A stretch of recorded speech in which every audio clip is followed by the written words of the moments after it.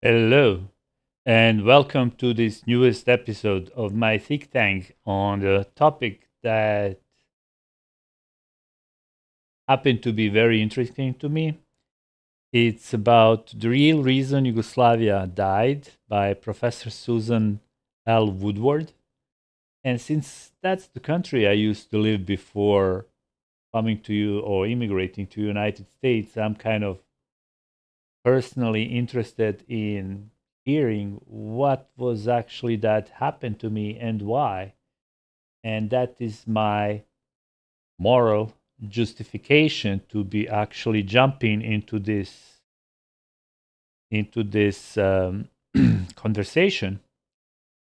And maybe I could have some personal reminiscences, and maybe I could complain about what happened to me and my life because of it. Yeah, that's fantastic personal justification for that, for me to be complaining, and I like complaining. So without much further ado, let's go ahead. You remember I was talking about the Serb minority in Croatia of being 11 or 12%. And that area in Croatia is called Krajina. And the northern part of Bosnia is also called Bosanska Krajina. Krajina means border. In Yes, I'm going to jump in right here. Bosanska Krajina, oh, I mean, we would be pronouncing it as Bosanska Krajina. It means actually Bosnian Krajina. Krajina is a border or border region or fringes more of a certain bigger region. And as she will be explaining further, it actually refers to fringes of two great empires at that time. They were actually bordering each other. That used to be Austrian Empire and Turkish Ottoman Empire. So those they created kind of border regions with local people over there having tax breaks to in order to take part in defense against moral incursion, military incursions from moral incursions from the other side. But okay, I'm getting too long ahead of myself. So let's hear further. Slavic. So if you think about Ukraine, it's the same word. And so in the case of Croatia and Bosnia, that was the military border between the Austro-Hungarian Empire and the Ottoman Empire. And the Serbs were required to be military to defend Europe against the Ottomans. The neutrality of Yugoslavia, people I support who analyze the Ukraine case say these are places that are geopolitically must be neutral.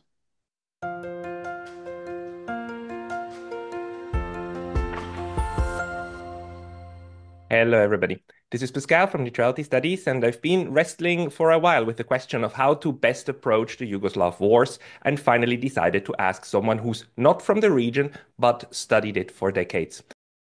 Sorry, Pascal. I mean, we are right now. Let's go on. Today, I'm talking to Susan Woodward, a professor of political science at the City University of New York.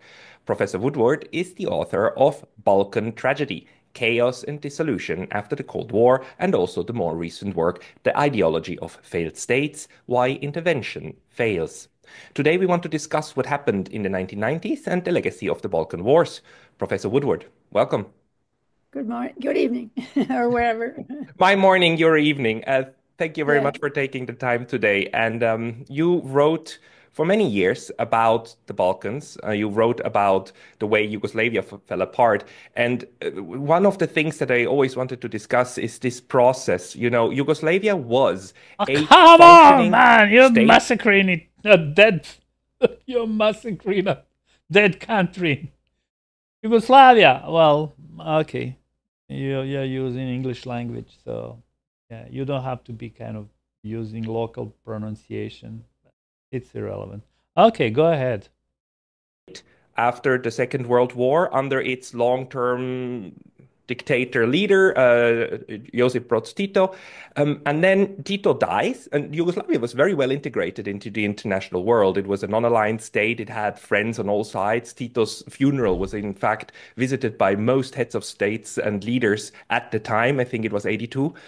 And then comes this breakup right when the Cold War ended, or after the end of the Cold War, and a very violent breakup.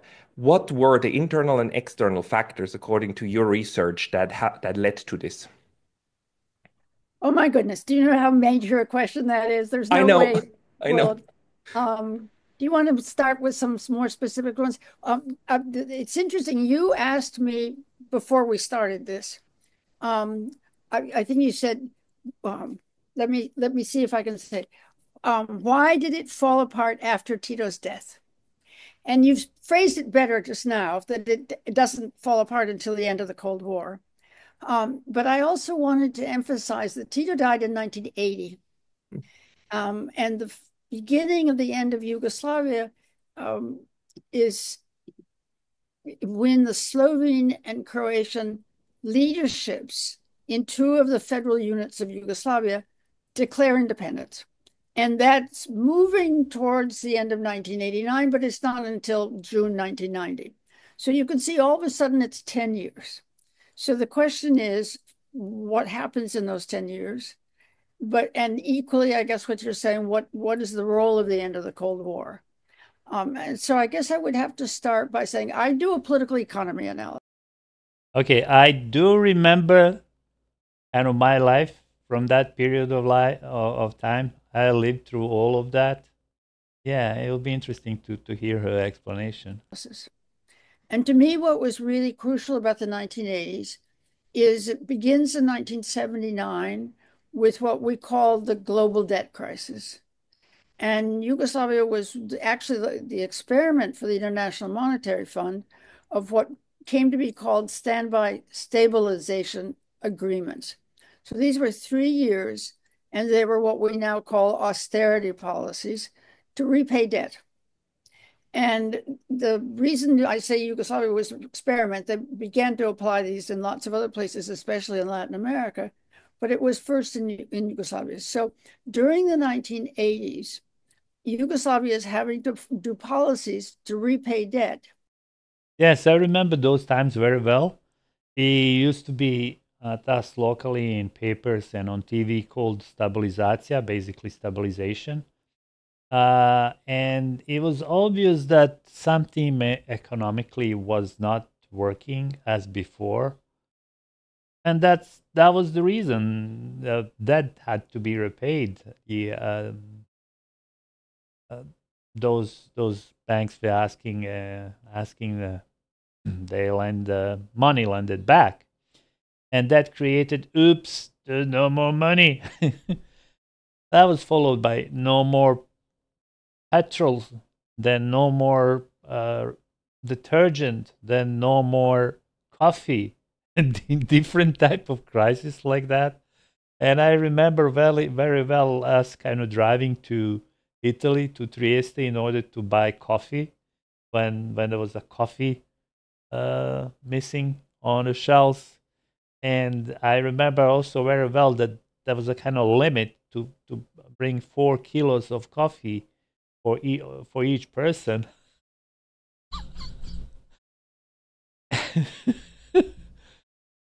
Over the border. And then, since people in Bosnia especially like drinking coffee, known as coffee drinkers, I remember entering one coffee place where they were selling coffee in large kind of large quantities, not like small coffee, 1 kilo, 2 kilo. There's like 50 kilo coffee that you could buy over there. And my father and my mother, we entered it, and as I entered, I noticed that whole floor in the middle of shop is covered by by something. And because it was darker, I kind of started recognizing that those are actually Muslim women from Bosnia in their traditional clothing, with their headscarves and everything, and they were over there actually squatting. You couldn't go around because of, and I was like, what? Then then I understood that all people actually brought their grandmas and all relatives, all women with them. So in order to be able to legally bring as much coffee as possible over the border. That was funny. And you have a context of a political system. So let's say that's part of the international story. And I could jump ahead to say by 1989, the very special relationship that the United States had with Yugoslavia, Yugoslavia had with the United States, which I can talk about, ends because the Americans say, oh, you don't matter to us anymore because your role in maintaining the safety of the southern flank of NATO doesn't matter anymore because that's ending. And so the kind of special support, including financial, that the United States was giving to Yugoslavia already starting in 1949 ends. And that had a psychological effect, I would say. But most important, it was almost the end of a period of real austerity for people. So that let's move domestically and say that Yugoslavia was over and over again ever more decentralized a political system, so that by the late 70s even, the leaders of the federal republics, they're like states in the United States. The leaders, and let me just interrupt to say, the federal system created after World War II was based on the right of national self-determination for all the people bringing together parts of the different empires to a federal system. And by then, secondly, the decision making at the center was by consensus.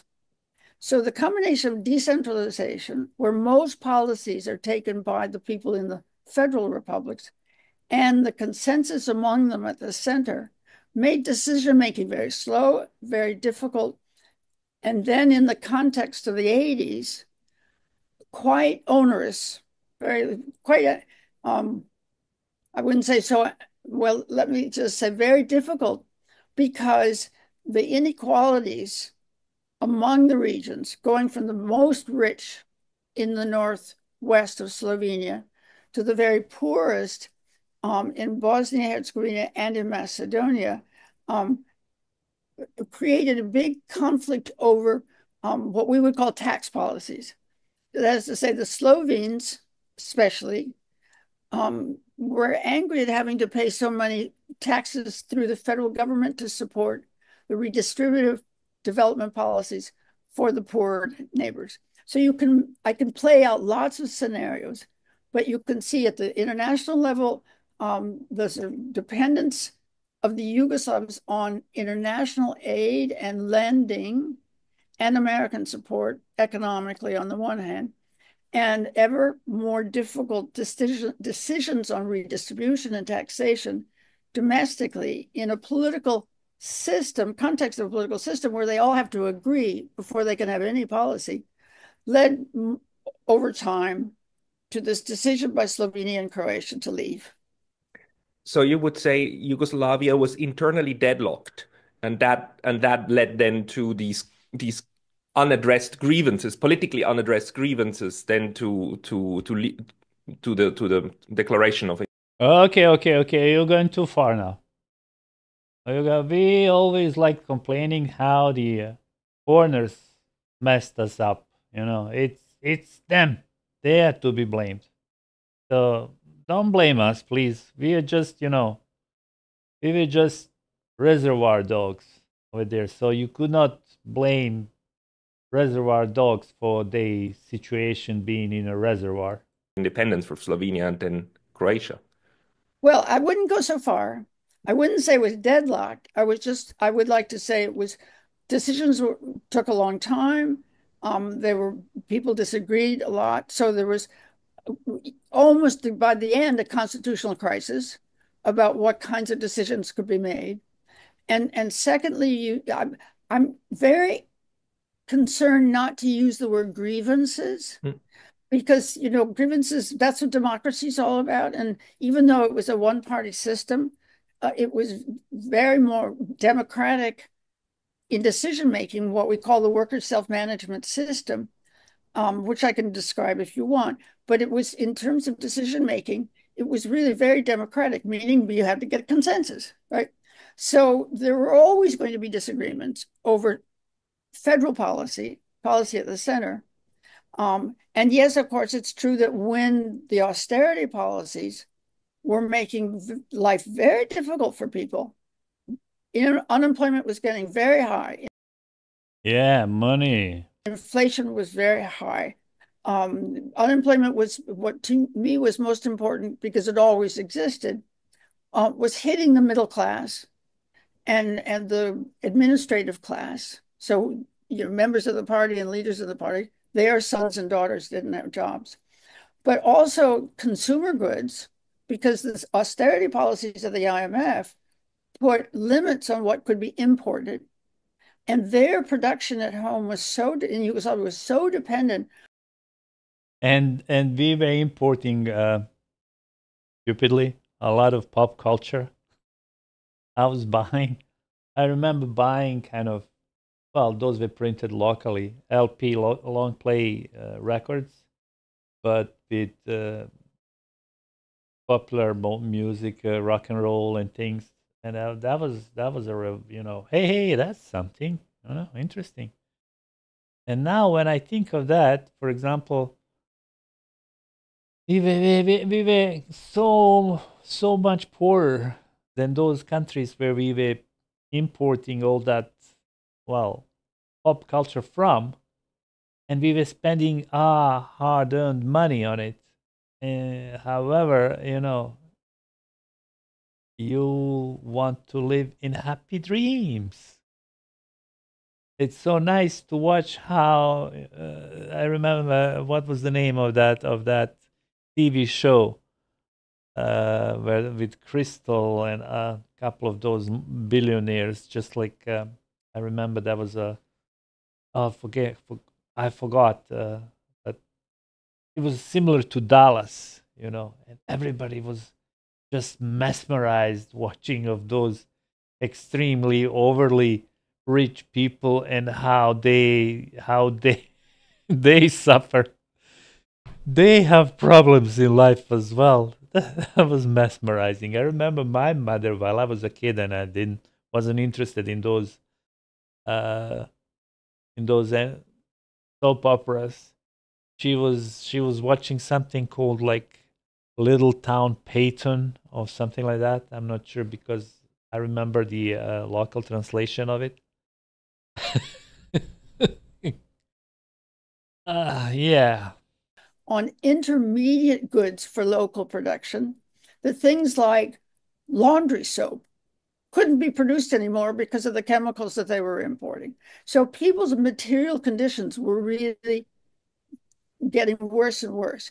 So to use a general term, grievance easily could have been mistaken. And the argument that's often said that this is ethnic hatreds, ethnic grievances, which I disagree with entirely.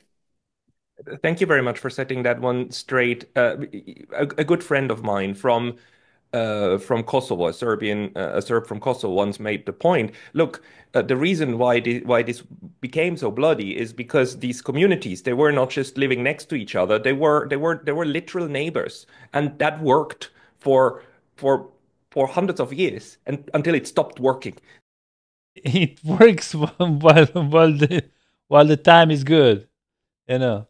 And when the time goes bad, you start to cut corners, you know, and you're cutting corners so that it benefits you, and but it goes against your neighbor's interest.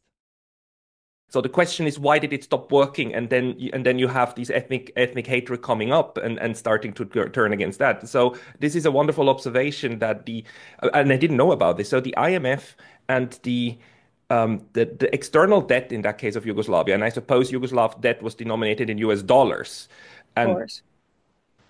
And to because interrupt you, at the moment in 1979, not only why is the debt crisis, it's because Volcker raises the Federal Reserve, interest rates in the United States, up to like 28%.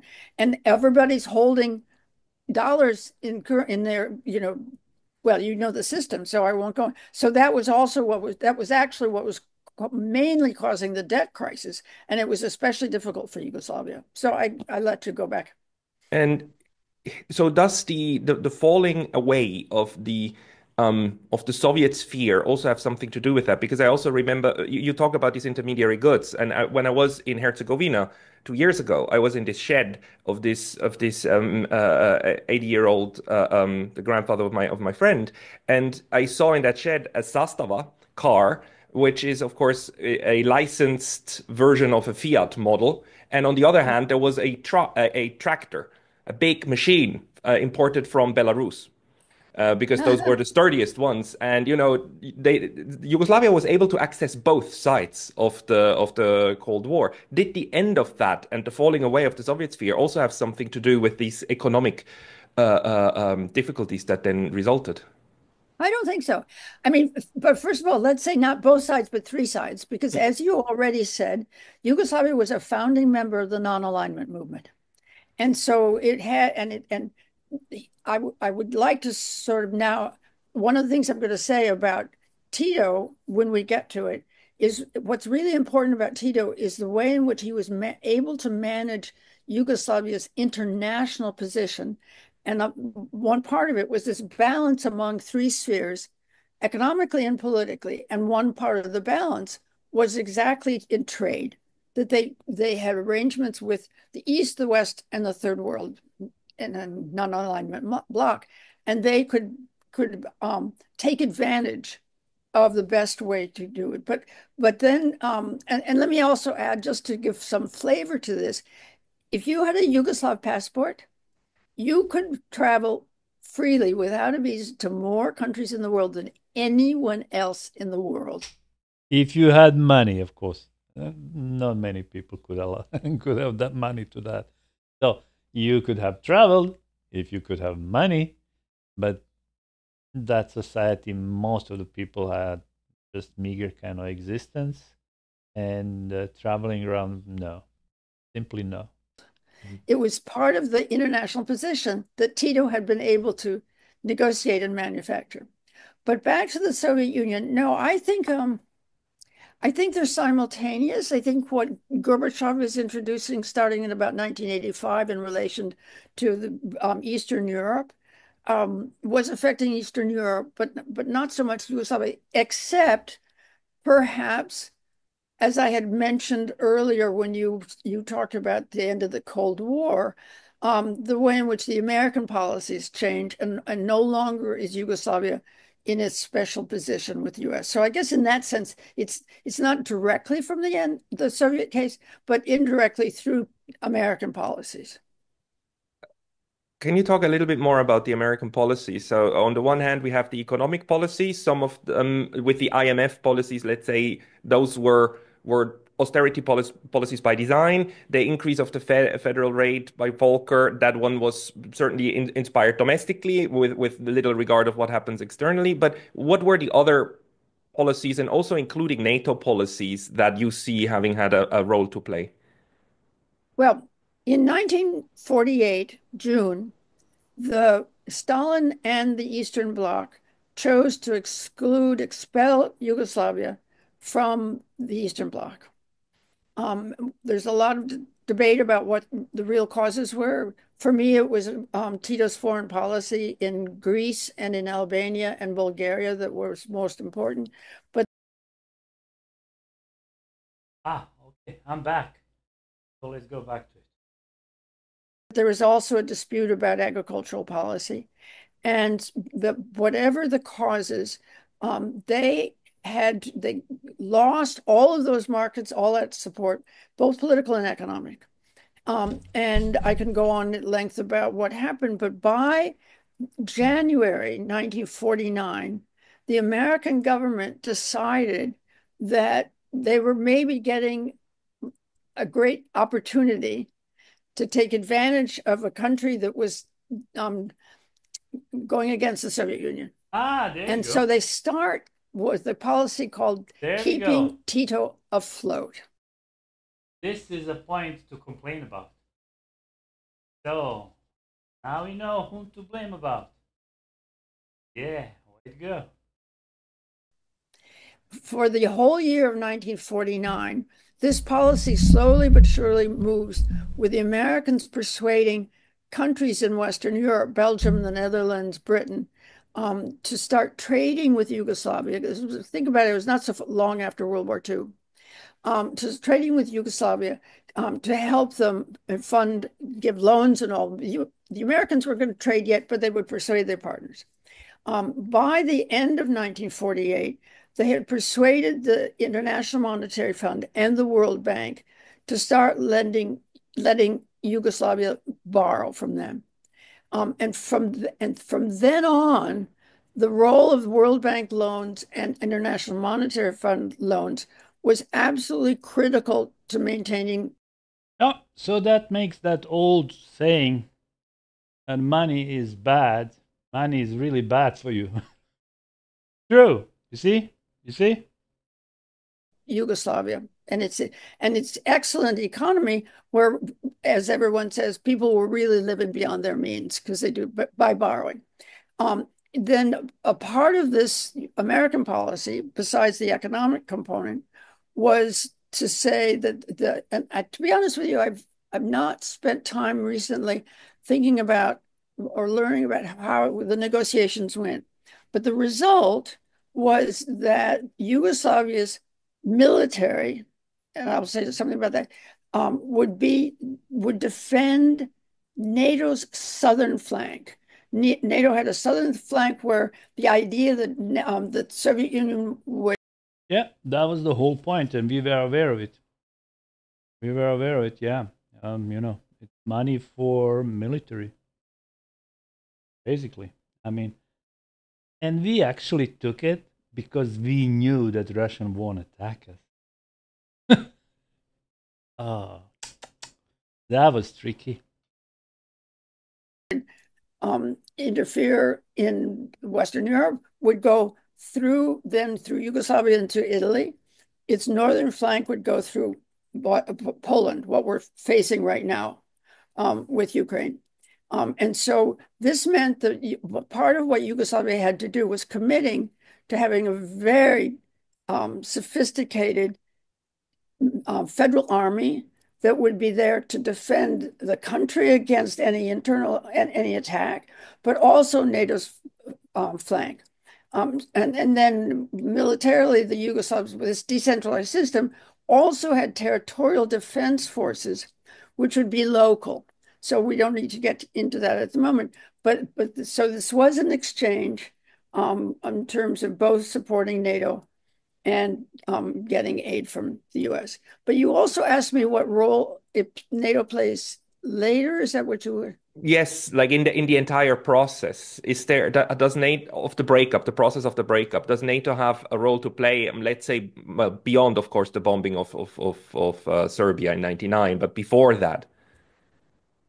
Not until the wars begin, and not even in the Croatian case. So once the war begins in Bosnia and Herzegovina, then NATO is deployed it had several policies, but deployed in support of the humanitarian intervention by the UN, which the UN Protection Forces, UNPROFOR, and supporting a number of ways, including eventually a no-fly zone. Yeah, that was, you see, that was very, what would be the word? At the same time, Western politics is actually breaking up Yugoslavia, and then as a result of that politics, the weakest link of that chain is breaking. And then you had some do-gooders that actually saw what was happening in a field, and they were like, "Oh, you see how those people are suffering? We have to help them." Because the weakest are of course suffering the most, and then they went into helping them, the weakest, against the that basically dis- destroyed whole everything. It was just a mess. And sanctions in the sea, in the Adriatic Sea. But you could only say that was in support of the humanitarian mission and the international negotiations that were going on, chaired by the United Nations and the European Union to end the war in Bosnia-Herzegovina. It is true that once the Americans decide in June, July 1995, under President Clinton, to get involved in trying to end the wars that they've been trying to negotiate for 4 years, they then decide, with a man named Richard Holbrooke, to threaten the Bosnian Serbs with bombing if they didn't negotiate. And now the problem is, of course, well, I didn't say of course, to me it was of course, is that the Bosnian Serbs were negotiating all along. The problem was trying to persuade the Bosnian Muslims, the Bosniaks, to come to the bargaining table. And so the NATO threat of bombing was a gift to get them to the bargaining table. But that then did lead to NATO bombing in 1995. And then the use of NATO That's power to Monica bomb Lewinsky war. Serbia in order to end the Kosovo war is separate from the Bosnian war. But this use of air power, what the Americans call coercive diplomacy, which I have lots of arguments against. I don't think it works. But that's the only role that NATO was playing. Whereas the United Nations and the European Union were playing major roles. Can you sorry, now I have two things that I want to ask, but maybe let me go back first, because what you said about Yugoslavia's role for NATO in the Cold War of guarding the southern flank is very interesting, because it's a parallel of what Finland was responsible to do for the Soviet Union. Finland Yes. was playing that role, and both of these states were neutral one or the other way. I mean, at least de facto of what they were doing as a buffer zone, but they were neutral for one Yes. side militarily, in a sense. Yes. And Yugoslavia considered itself neutral. Yeah, the this is this is very interesting. Okay, then let's go back maybe to the role of the EU and the Europeans, of how they then intermixed with the or their role in the breakup of Yugoslavia. What is your assessment there? Yeah, let's blame somebody Part of the else problem with the European as Union well. is that when Slovenia and Croatia declare independence and leave in June 19, now I have to think, 1990, we are 6 months before what's called the Maastricht Treaty. So it's still the European community, it's not the European Union. And so this is a period of time when you need diplomatic assistance to prevent war in Yugoslavia over the breakup, and the Europeans themselves busy with their own change in who they were. And so, which is then the treaties in December of that year. However, in June and July, in this right after Slovenia and Croatia, I'm calling them by the name of their republics and now their actual states, declared independence. The Europeans decide to rush in and see if they can negotiate it. And so they become very involved diplomatically through that. It doesn't work, but that's another. And then, and I guess I should go on, in terms of the actual fighting in Bosnia, not in Croatia, but in Bosnia, the European Union is, along with the UN, trying to help negotiate an end for a long time, and had deployed the British and the French deployed lots of members of this UN Protection Force, and the a negotiation right at the very beginning created something called the European Union Military Monitors, EUMM, and these were mostly, I think, probably retired, but in military officers, intelligence people who were from European Union countries who were on the ground to write reports and send it back to Brussels. And internally inside the one party system, which, as you said, was way more democratic than one would think of an officially communist state, there were these strongman leaders. Of course, Mr. most famous or infamous leader, Mr. Milosevic on the Serbian side, but also on the Croat side, very figures that people that were very are still disputed. I mean, Mr. Tudjman. Um, what is your assessment about the role of these strongman leaders on all the different sides? It's because one narrative is they are, I mean, especially for the Croats, that this was Mr. Tudjman was a liberator of the Croats. On the other hand, there were very big problems in terms of war crimes, but within the war, but also with. Could you maybe assess his role in the process of the breaking apart? Um, Franjo Tudjman had been a general in the Yugoslav army. Old men talking, young men dying. Old story. And then he became a nationalist, working very hard with lots of Croatian emigres, mainly in the United States, but also in Australia, to make Croatia independent. So it was even before the Slovenes were saying, because the Slovenes, I argue, starting with the beginning of Yugoslavia after World War II, the federal system, under the Vice President Edvard Kardel, had a plan already from the 1920s to use Yugoslavia as a staging ground for eventual independence. But they were doing it in a very careful way, and they were also very supportive of Yugoslavia in itself. For that reason, they wanted to do it peacefully, I think. And so their disputes with the federal government starting in the middle of the 1980s are slowly but surely dismantling the country. Whereas at Tudjman in Croatia was doing it on a nationalist ground and very right wing in terms of militia and well, I don't want to. My own view is that I should maybe what I'll tell you. Friends of mine in Slovenia were very angry with Tudjman from hijacking their strategy.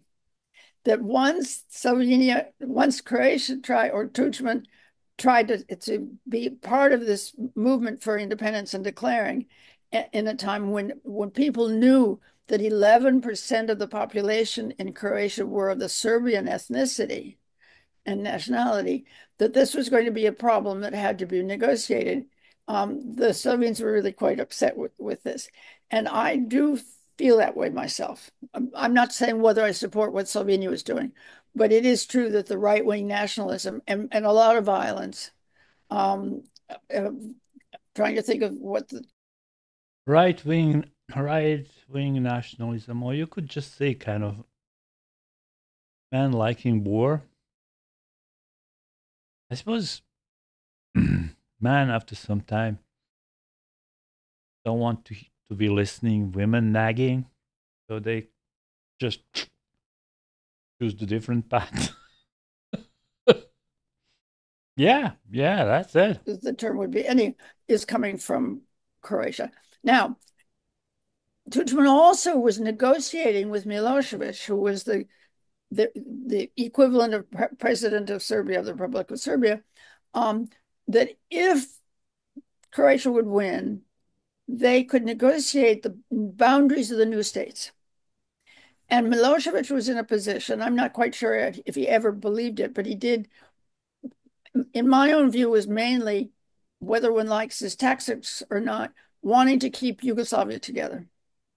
and then being forced by events to say, well, at least we'll keep Serbs together. And that meant supporting Serbs in Croatia and Serbs in Bosnia.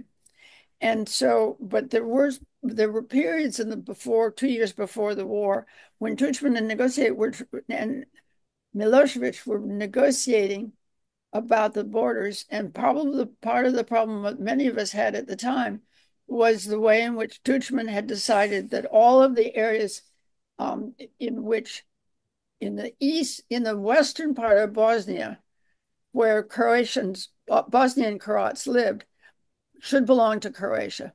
So he would break up Bosnia-Herzegovina. So while Milosevic was supporting the fight of Bosnian Serbs for what they wanted within the country that would become Bosnia, he wasn't at the time doing something that would necessarily break up Bosnia-Herzegovina. We could say that in a sense he was just reacting to events rather than having a strategy, whereas Tudjman had a strategy. Thank you for that.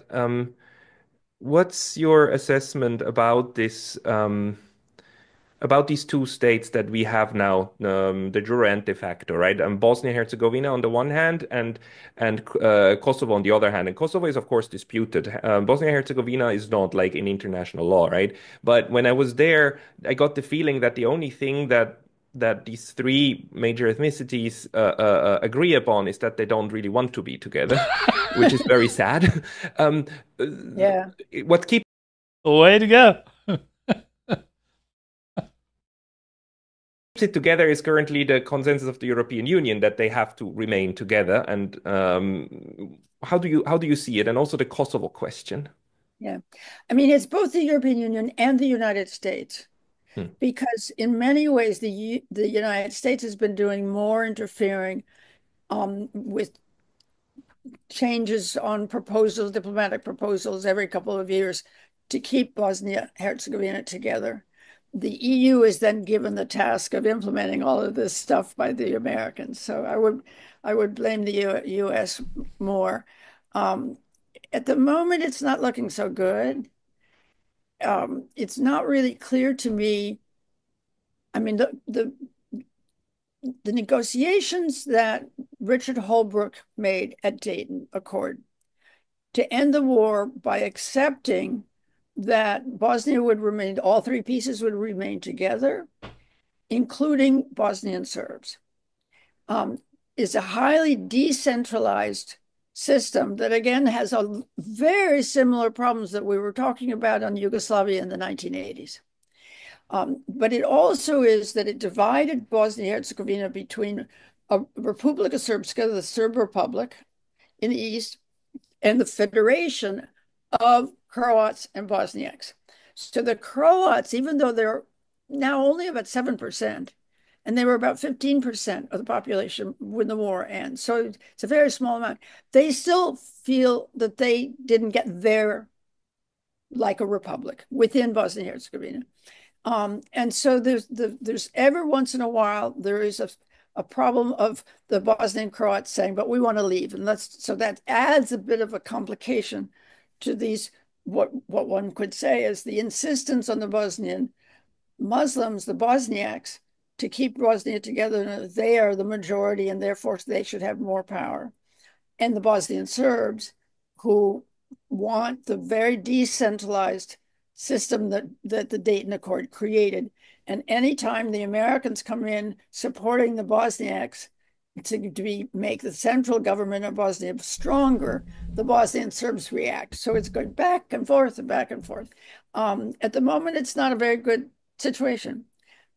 What keeps it together, it is said, and I don't know if I agree with this, it's because it's something that would be hard to demonstrate, is what's called the over-the-horizon force of NATO and the European Union. That should fighting start again, there's a commitment on NATO's part and the European Union to intervene immediately to stop the fighting. So the idea is people don't think of fighting because of that threat. I think that people just, why would they want to go back to war? But it is true that the constitutional issues it's a stalemate, it's a ceasefire, it's not a peace agreement in the sense of something that could end it all. And who knows? I mean, it's now been 95 to 20, it's now been 30 years in November. Kosovo. It's We can also skip it if it's, I mean, yeah, where even to start? Yeah, well, exactly. I mean, I think it's not clear to me when or if Kosovo will be admitted to the United Nations and therefore have international relations. That's the key. The current leadership of the Kosovo Albanians in Kosovo have not been very supportive of the municipal autonomy arrangements that have been given to the Serbs, especially in the north. So it's similar in a sense to the constitutional conflicts that I'm mentioning in Bosnia that goes back and forth and back and forth. And every once in a while, in this case, it's the European Union that's more involved. We have some negotiations that are not being implemented, and it's at a stalemate. And my Serbian colleagues from Serbia proper, from Belgrade, think that for both President Vucic of Serbia and the leadership in Albanian leadership in Kosovo, that it's in their interest to keep it at a stalemate so that they don't have to be challenged. So who knows how long it's going to go on. Yeah, the thing is, these conflict dynamics then also tend to empower certain people, and they gain from the conflict, Yes. and hence there's also on both sides an internal argument for keeping certain things in a certain way. Um, the strange thing to me is still that overall, this is clearly a region, linguistically, culturally, that geographically naturally belongs together, but that split into so many parts and belongs together. I don't mean necessarily as a nation state. I mean that of course there needs to be interconnection.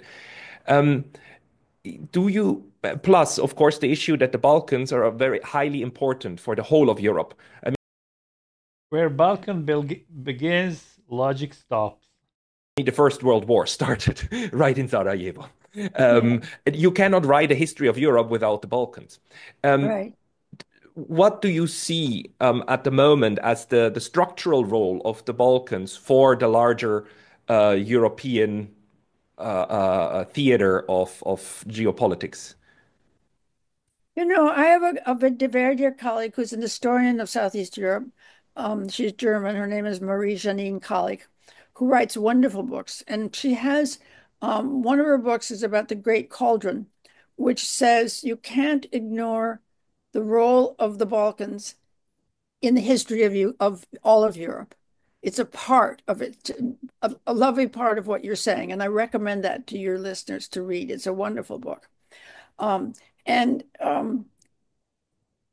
but I do think I'm not sure now at the current state of situation in the international system, or at least in Europe, where things are going. I mean, the role that the Trump administration is doing is changing, throwing things way up in the air. Who knows what's going to happen?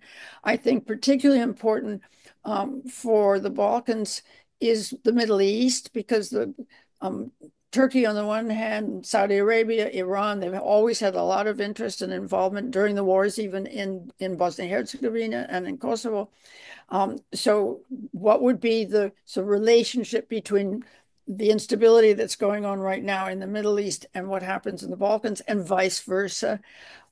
I think it's a moment where I have absolutely no idea what's going to happen, but we certainly don't see organizations who are taking advantage of what could be the stabilizing, integrating role of the Balkans. I don't know. I'm Yeah, sorry, I wish I had an idea. no, I don't see one either. You know, there was this hope, especially I think in the early 2000s, that the Balkan situation could be resolved the way that the Irish question was resolved, basically through Europeanization, right? Integration into a larger political structure, and that will then heal the wounds. And by now, Yeah, this also seems highly unlikely to happen yeah, because of the the fragmentation? But no, but then I will say, here's the really important issue you've raised with the European Union, because Serbia, Macedonia, now called North Macedonia, and Bosnia-Herzegovina have all been waiting line, filling out the conditionalities to get in the European Union for how many, for more than 20 years now, and it's completely on hold.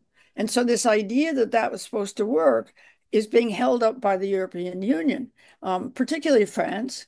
And who knows what it keeps changing in German, depending upon who's holds a majority in Germany. So I would like to think that they would see it in their interest to follow through on their own rhetoric that European Union integration is the key to stability in the Balkans and therefore stability in Europe. But that's not what their actual policies are these days. No, not at all. But the European Union has so many problems at the moment that I don't think that this will be an area where they actually can help. Maybe a last thing. Do you think that the experience of the Yugoslav experience and the Balkan experience of this breakup, and also maybe with the the Tribunal for the former Yugoslavia and so on, that we have any kind of, is there any kind of hopeful aspects to what can be done, or how how wars can be ended, and the fighting can end, that can be somehow applied to the situation between Ukraine, Russia, NATO, the United States? Is there any parallel that you're seeing? Not many. What I would say is, you remember I was talking about the Serb minority in Croatia of being 11 or 12%. And that area in Croatia is called Krajina. And the northern part of Bosnia is also called Bosanska Krajina. Krajina means border in Slavic. So if you think about Ukraine, it's the same word. And so in the case of Croatia and Bosnia, that was the military border between the Austro-Hungarian Empire and the Ottoman Empire. And the Serbs were required to be military to defend Europe against the Ottomans. The neutrality of Yugoslavia, people I support who analyze the Ukraine case say these are places that are geopolitically must be neutral. And so if we don't think entirely about negotiating Ukraine in terms of neutrality, but then we're still not doing that in the former Yugoslavia, the US keeps playing games with it. So I don't know when that lesson will be learned, but I think not only that, but secondly, what was so special about Yugoslavia is this idea of it was really a consociational system where everybody had their rights according to their cultural and their language, but they lived together, and the political system could accommodate that. In many ways, Ukraine could have the same thing, although Minsk too seems to be an effort at that, and that was rejected. But we could still hope that perhaps the sort of No, with regards of this, no, not really. After the war, the feelings run high, and that was the whole point. I remember a long time ago listening. Was it Bismarck who was, or some other old German politician who was kind of describing a way to separate themselves against Russia by creating a state in between, and then when they go to war with Russia, the situation will arise where they won't be standing each other anymore, and that will be basically permanently cutting each other's throats. So that will be effectively a firewall for Germany towards Russia. Yeah, that's the situation now. That lesson from Yugoslavia, what did keep it, as you started our conversation with, what did keep Yugoslavia alive for more than 50 years, successfully, might still be applied to Ukraine. That's what I'm trying to wrap my head around. Like there are these borderlands, as you said, and we have these cases all over Europe, everywhere, and actually Eurasia. Switzerland could have been. I mean, Bosnia is Switzerland. Switzerland is Bosnia for all intents and purposes. And it was the fact that in 1815 this neutrality was agreed upon and then was kept that allowed it to work as a Yes. buffer between the Austrians and the French. We have that all over the place. And then when you blow up neutrality, or not blow up neutrality, if political forces start to work that then work against this buffer idea, they create internal havoc, or through the internal havoc destroy the external function. I just I don't have a concept of it now. I But don't even know if I there's a agree question. with you. I agree with you. Yeah. So the question would be how to make this work internally in order to maintain the external function and vice versa. I mean, my own experience with Yugoslavia. I will jump in here. Way to do it is to let the people go.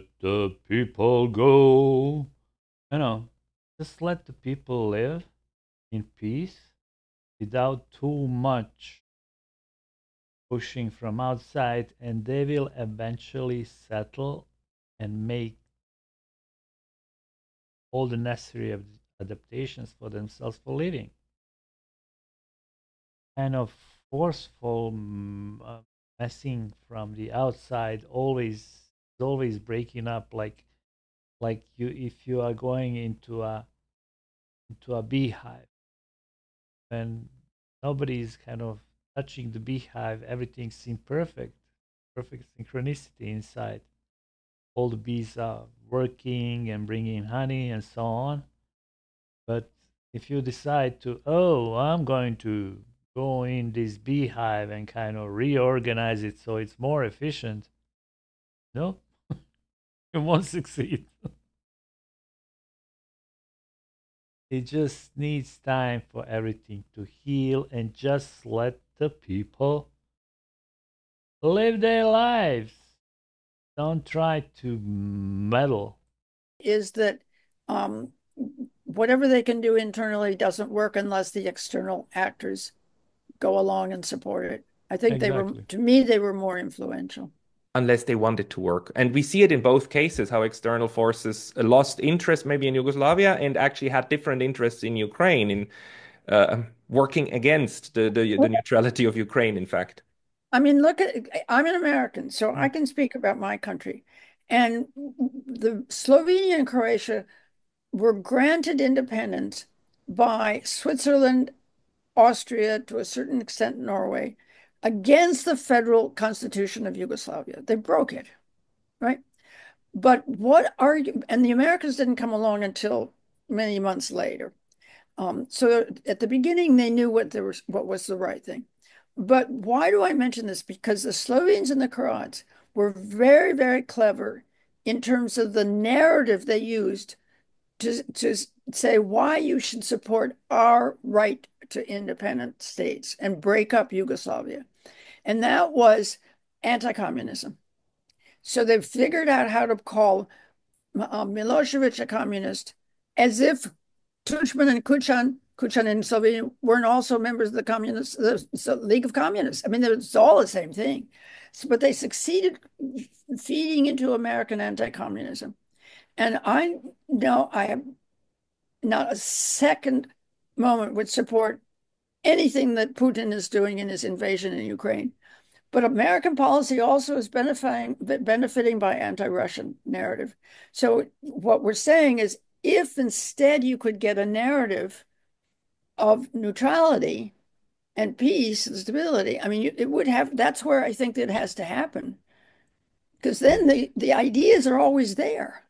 But that's really naive, Big power won't want to misuse the other small people around. No,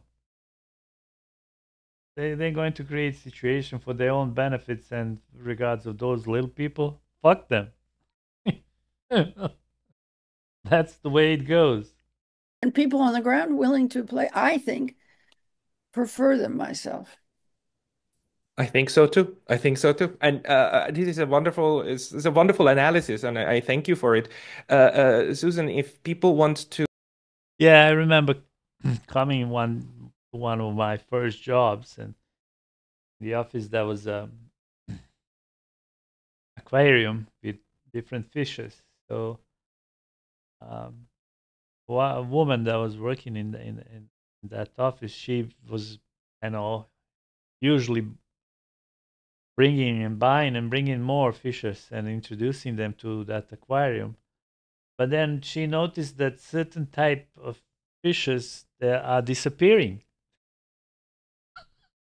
less and less of them. And then, it was explained to her that those are being eaten by those other fishes.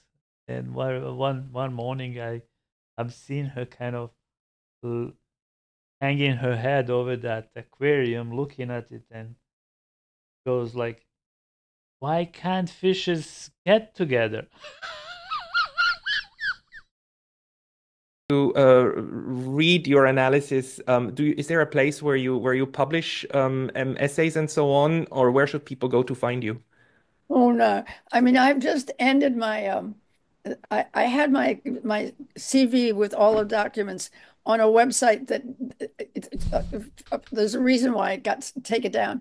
And so I don't have it. I mean, they can write me, they can look at my CV I have to on go the get some more Graduate coffee. Center of City University Political Science Department. It's there. I write a lot. And of course also buy your books, because very good Yes. analysis. Yeah. Thank you. Thank you. I like Susan that. Wood, thank you very much for your time today. You're welcome.